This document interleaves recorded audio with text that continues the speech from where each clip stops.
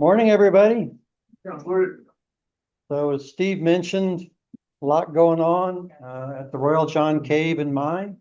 We've got a little insert. I don't know if we can Sure. remove that. Yeah, we can. Is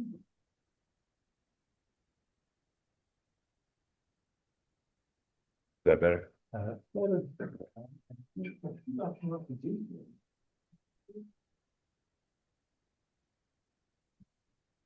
And then try to hit the down arrow now. So Steve and I are going to present this together. I'll give some background information for folks who aren't familiar with the Royal John Cave and Mine. And then Steve's going to narrate a nice video that he did with his drone.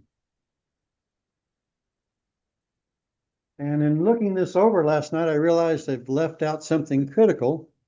We talk about NSS Nature Preserves. Well, we don't have any nature preserves in the Southwest. So let me just say a couple of words about what those are, and then we'll go on with the presentation. So the NSS has three pillars: explore, study, preserve. And in that preservation focus, they have purchased and managed 23 nature preserves. This is land and caves owned by the NSS that they in turn manage and protect. So with that bit of background information, we'll launch in. A little bit of background, talk about where the cave's at, cave and the mine, talk about the mine, the mining camp, the cave itself, efforts to preserve the cave and make it an NSS Nature Preserve, our trip in October, and then finally, what's the current status? What's going on today? All right. The down arrow, yeah. The down arrow. Well, the light kept coming on every time I pushed it. So the cave and the mine are located in the Black Range near Members. Here's just a general map. As the crow would fly, about 28 miles to Silver City and about 7 miles to Kingston.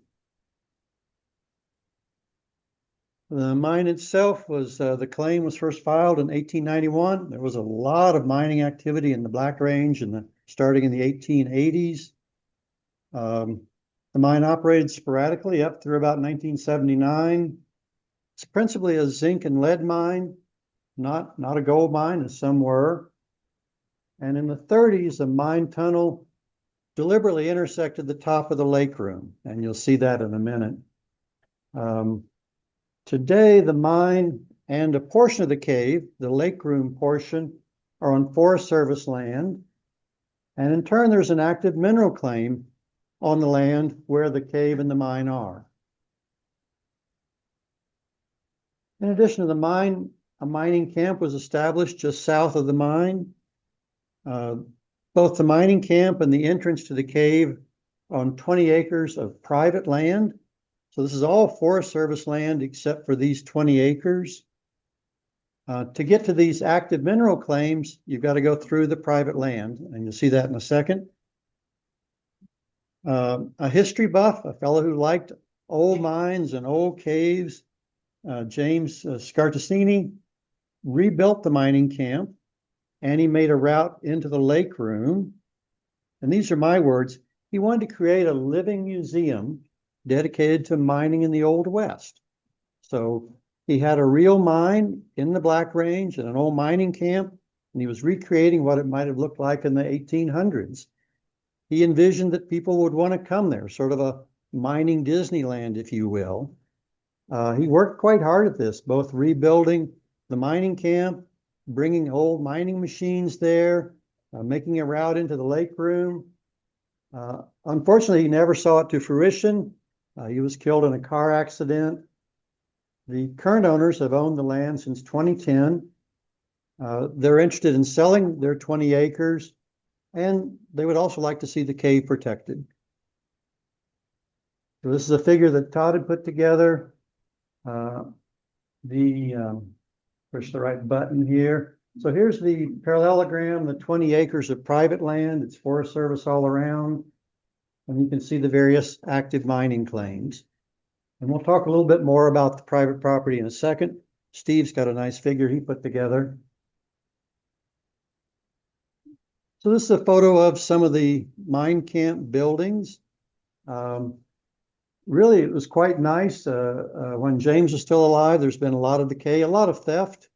All the doors, all the windows from every building have been stolen. Even worse, they've stolen some of the roofing. And as you know, without a roof, an old building isn't going to last long. There's a large number of interesting machines there at the mining camp. This is just one of many winches. Had to sneak in a picture of my kids.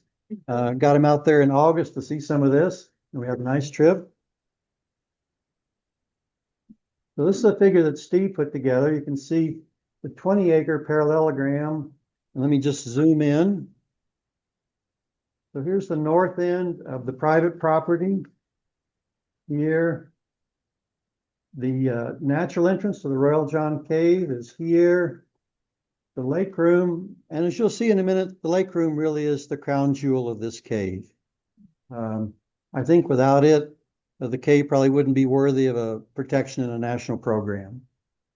You can also see some of the mine workings here, and then there's an adit that comes in, I think primarily to get water for the mill.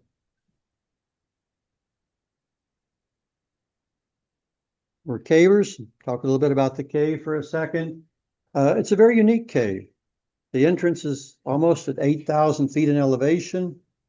It's got one of the largest and deepest underground lakes in New Mexico, measured to 75 feet deep. And it's roughly 90 by 70 feet on the surface. I've got a couple of pictures of it. When the miners first came into the room, they found artifacts that were later dated to the 1100s from the members' people. And despite the fact that it was intersected by a mine and miners were up there for 100 years, never vandalized. We see some minor theft of formations, but it was never vandalized. Been visited by Southwestern Region cavers since the 60s. I was there, I think, in '83 on a trip with Mike Gore and Steve. The lake, which is very cool, 43 degrees, was dived in 2004. That's how we know the depth. James Hunter mapped the cave with the help of some others in 2006, and there's about 1,200 feet of mapped cave. So this is the map of the cave. It's a little bit busy at first because he's put a lot of information on there. I'll do this one. This is the natural entrance, the cave, the lake room, and then from here out is mine. So this is our cave. In profile, the lake room, you can see it dominates the cave, really. The high slope, and then mine. About half of the natural cave is fairly flat. When the lake is full and flowing, you might have 18 inches of water in the passage and 8 or 10 inches of air. And then this section has got a little more slope to it, and this section is characterized by a series of pools and climbs. I'm going to zoom in on just a little piece of the cave map. This is the lake room itself in cross section. The room's nicely sized, maybe as much as 30 meters across, 8 or 10 meters high. There's a high lead, a climb that James never finished, in fact. Flowstone, large flow slope, and then the mine is here. But what I want to point out is that the airfill portion of the lake room is a smaller part of the lake room. And really the waterfill portion of the cave, of that room, is a larger portion of the cave.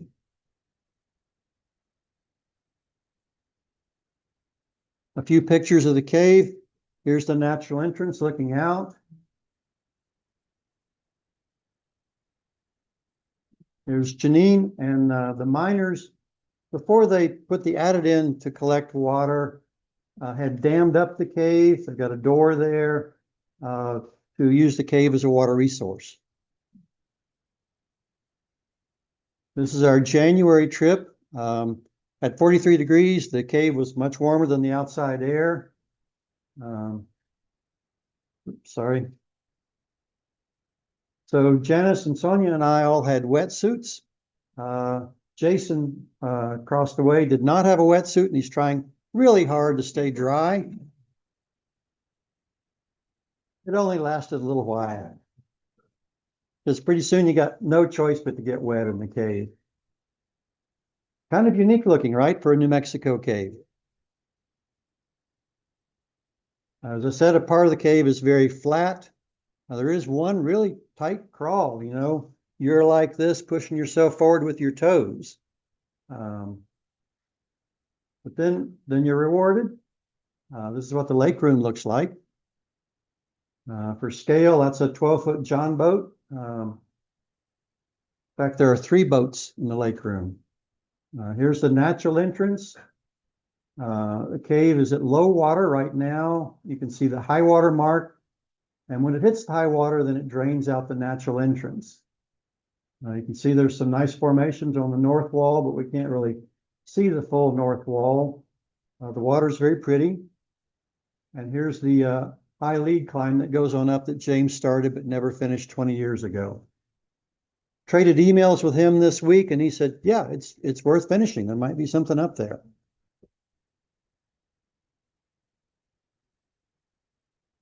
So I'm going to shift gears and talk about our efforts to protect it, because it is, the entrance at least, is privately owned.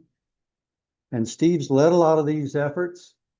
We talked about pooling funds, cavers pooling funds in the region and just buying the land ourselves. But then Steve reached out to the NSS Preserves and Acquisitions Chair, Julie Schenck-Brown, to talk about whether or not they might want to acquire the cave and make it an NSS Preserve. They don't have any in the Southwest, and this is a very unique cave. Julie said, yeah, we are interested in this.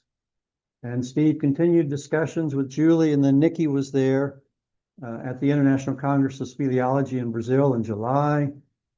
John Lyles is active in the NSS, as is Val Worker, and both also supportive of the idea of the NSS picking up the cave. So the outcome, NSS Preserves and Acquisition Committee, so now we're broader than just Julie. The committee is interested in creating and buying the cave and creating an NSS Nature Preserve. So based on the NSS interest in making a nature preserve, we've had a couple of caving trips with planned activities. We have one in August and another in October. The August trip, we did an inventory of all the mine camp buildings, footprint, condition, photos, and then Todd and Amy began the survey of the mine. We've got a nice survey that James led of the cave, but we don't have the connecting mine survey. After that trip, we sent off the inventory of the buildings to the NSS. Steve and I, maybe a couple of others, completed the acquisition survey. So it's a standardized assessment to help the NSS determine the value of whether or not they want to pick up this property for a nature preserve. And then importantly, we set up the October trip so that the NSS, so that Julie, with her own eyes, could see the cave, could see the mine, could see the mining camp, could see the country. So that trip was in October. A few of us went up early, went up Thursday so we could work on the mining camp on Friday. We had an ambitious set of goals, frankly. Yeah, Kathy laughs because we only, we got the most important goals. We met the most important goals for sure. But in terms of repairing the roof and cleaning up the camp, now we fell short on that. We did want to repair the roof. Like I say, these buildings won't last long without a roof out there, getting water in there. One of the landowner's neighbors wanted to go see the trip, and we had promised the landowner that we would take some of their neighbors to see the lake room. But more importantly, to get the NSS rep, Julie, there, and with her own eyes to see the cave, to see the mine, to see the mining camp, and meet the landowners for negotiations. The two landowners, Karen's left, Larry is right. Karen lives there in the Members Valley, a rancher, and Larry lives in Chicago. Larry flew down for the trip. And then our own NSS Julie here. They've had good discussions. I understand they didn't talk about money, but they talked about intent and both left with homework assignments. And I would point out, many an important deal has been cut over a meal and a drink. Now, I think they probably just found those bottles there. I don't know. Oops, sorry. So a lot going on. I'm just going to share with you sort of my little piece of the trip now and a little backstory. For the NSS to educate others about the cave, thought it'd be nice to have a picture of this north wall. The whole north wall is really well decorated. We've got a big lake in the foreground and no good photos. So I reached out to ask Julie and others if they would help take a photograph of this. Julie said, yeah, I'd love helping people take cave photos. I'm like, bless you, my dear. Do you want to move to New Mexico? And she volunteered Nikki. We needed somebody to swim out into the lake, both with a light and a service scale. Volunteered Nikki to suit up in a wetsuit, gloves, booties, and swim out there with a light. So I'm talking to Nikki here, explaining the light. Probably the weak point of my system, right? I had a nice light in a Ziploc baggie with a string tied to it, but showing her how that works. And as we're getting set up, 2 more people come in the room. I was like, oh, well, that's John and Todd. They're doing the survey. But it was 2 people we didn't know. And they sort of said to us, who are you and what are you doing here? And we said to them, well, who are you and what are you doing here? And they were associated with the claim owners, a couple of guys associated with the claim owners. So we went ahead and took the photo. It's a very pretty room, really pretty room. And Nikki did a great job of freezing, probably literally and figuratively. This is like a 2-second photo. I put the camera on a tripod and it's a time exposed photo. This is actually a zoom in on the photo. The wall is actually bigger. So it's a full room formation. Really very pretty.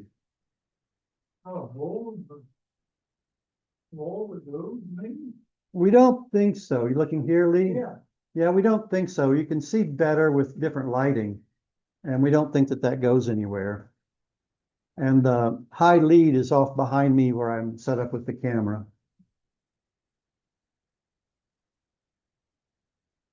So after we do the photo, Nikki and Julie go out the natural entrance so that Julie can see the rest of the cave. Val and I go back out through the discovery entrance. Back in camp, the landowners' neighbors there in the Members Valley are ready for their caving trip. Luckily, Steve and others had gotten them outfitted with hard hats and lights and narrowed the group down to 4. That was a big group of folks who wanted to go, and they narrowed it down just to 4. And so the 4 of us and Nikki volunteered to help, and it was great having you there. And so here we are at the entrance of the mine, getting ready to go in, and a man comes running, almost tumbling down the hillside to us. I mean, this is a 45-degree angle. He's like hurting himself to get to us, and sort of catches his composure and says nicely, "Who are you?" And we say, "Well, who are you?" And his name was Eric Jennings, and you'll hear more about Eric in a little bit. John Lyle's presentation. But this is our group that went in. Everybody did great. I didn't take a lot of photos. Turns out of the 4, only 3 even went to the lake, and nobody spent a lot of time at the lake. I was sort of surprised. This was the goal of the trip, was to take them to the lake room, and everybody saw it and was ready to head back out. So the trip concluded nicely. Importantly, our NSS rep, Julie, got to see the cave, got to see the mine, got to see the mining camp, and got to spend good time with the landowners. So where are we today? So this was October, right? So only 6 weeks ago. The landowners would like to sell, and they have a preference for protecting the cave. The NSS is very interested in creating the Royal John Nature Preserve, but work needs to be done to ensure conservation access to the cave, including the lake room. As I mentioned, the lake room is really the crown jewel of the cave, but the lake room is on Forest Service property. Negotiations are ongoing. Julie continues to work with the landowners, who have been very supportive of making this a national preserve. And they're hopeful, NSS is hopeful, this will be the 24th nature preserve, and they appreciate the support of the Southwestern Region Cavers. With that, I'm going to turn it over to Steve for the narrated drone video, and we'll save questions for the end. I'm just going to pull up his video. Yep. Yes. Pardon?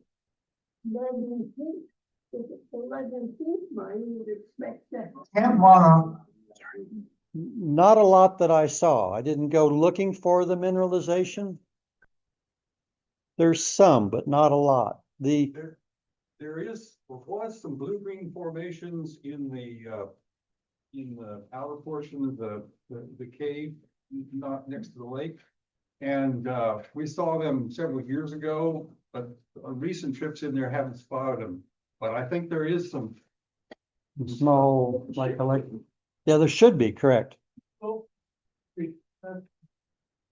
James Scartaccini built them. All right. So this is this video is narrated, so I don't have to talk up here, but I'll stand up here, I guess, while it's going on. And I may say a few things over the narration. Go ahead. Just, Do you want the clicker with the laser pointer? no, just go. Okay. Go. Oh. Thank you. My apologies. How's that? Camp Monarch and the Royal John Mine are located on Cold Springs Creek on the west slope of the Black Range in New Mexico. Most of the land in the area is part of the Gila National Forest, but the area does include a patented mining claim of about 20 acres known as the Comanche Lode. Royal John is not a single mine, but a group of mines located closely together. The majority of the mine and an old mill site is located on the forest. An old compressor powerhouse and most of the old mining camp is located on the private Comanche Lode claim. And most importantly, the entrance to a remarkable cave is located on the claim. The cave has come to be known as Royal John Mine Cave or simply Royal John Cave, though some have referred to it as Monarch Cave. First claims in the Royal John area were made in 1881, and the Comanche Lode claim was patented in 1891. In the beginning, the miners were after silver deposits, but before long, zinc and lead proved more profitable. Water flowing out from the cave entrance was the only dependable spring in the area. Over the course of time, the miners discovered that the water coming from the entrance overflowed from a large, deep lake, approximately 1,000 feet into the hillside. Because the flow from that entrance varied, the miners took steps to try to control the flow from the lake, including putting a dam inside the cave and a pipeline through the cave to the lake. From 1907 to 1909, a post office was designated the mining camp, and the camp was named Camp Monarch. This video began at the southern part of the Comanche Lode and shows several of the buildings that now comprise Camp Monarch. As we rise up above the tree line, the view is north towards the old compressor powerhouse, which lies at the northern edge of the property. Here we see Skull Creek coming in from the right. Entrance to Royal John Cave lies within the thick grove of trees in Skull Canyon. Now we will continue north over the old powerhouse. When a mill was built just beyond the powerhouse by the American Smelting and Refining Company, ASARCO, in 1928, an adit was put in to attempt to connect to the lake. This mill adit missed the natural cave by several feet but a stub drift, a small side passage, connected to water from the lake, and a dam at the mouth of that stub drift allowed the miners to maintain the level of water in the lake. The dark stain on the hillside is from water coming out of the mill adit. Higher up on the hill are other adits, most of them sealed. The part of Royal John Mine on this hill was known as the Discovery Workings. One of the Discovery Workings adits broke through into an alcove above the lake and for many years was the primary access route to the lake ring, the natural cave route often being sunk. As we head back south over Camp Monarch, we will discuss more of the history of the camp and the mine and the cave. The Royal John Mine went through a series of busts and booms over the 21st century, and from 1914 through 1964 was owned by brothers Albert L. and John G. Owen. The last significant mining activity was in 1979 when some exploratory drilling was done. Cavers found out about Royal John Mine Cave in the 60s, and the route through the mine yard to the lake room was mapped by Gary Davis, Ken Harrington, and others in 1965. Around the turn of the 21st century, Mr. James Scartaccini acquired the Comanche lode. He was fascinated by mining history. He had a dream of building a tourist destination at the Royal John Mine. He attempted to reconstruct the buildings in the mining camp like the original Camp Monarch. He thought he could attract people to come up to the mine, stay overnight in restored cabins, marvel at the antique mining equipment that he placed in the camp, and also visit the cave. However, Mr. Scartaccini was killed in an auto accident in 2010, and the property was sold to new owners who tried to maintain the camp. Unfortunately, vandals, thieves, and weather took their toll on the camp, and the buildings are in poor condition. In 2018, a major mine reclamation project was undertaken at Royal John. Most of the adits were either sealed or gated. Several tons of lead-contaminated soil were removed to a safe location off-site. What remains now is a historic mining camp needing restoration and an amazing cave containing a relatively pristine and spectacular lake room. So that's the end of the video. Any questions about Royal John? Hopefully, we're going to get to go back and see it again next year. Those people that didn't get a chance to see it the first time, get a chance to go see that again. It is a very remarkable cave. Not big, but very remarkable cave.